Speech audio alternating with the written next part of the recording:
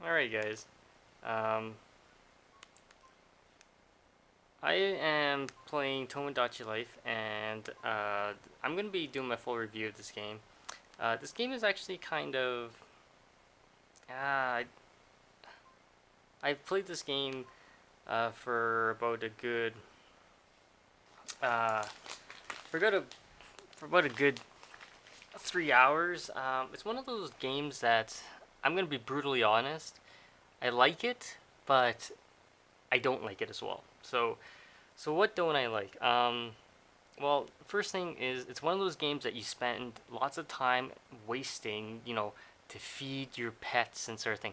So I don't know if you guys remember in the 90s or the early or late 90s, there was these Tamagotchi little pets, virtual pet things that you would always have, and you would basically feed them every day and play games with them.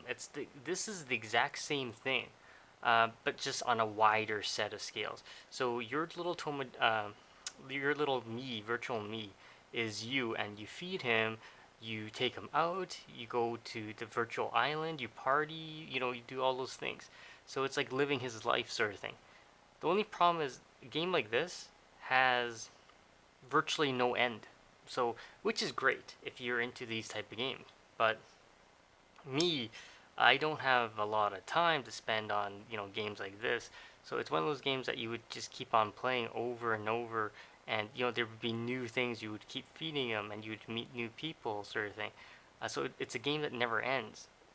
So very very similar to like your old virtual pet. So um, back to that.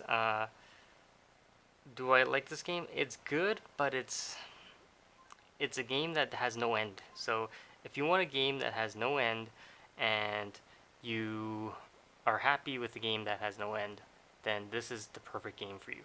Like you'll get hours of enjoyment out of this.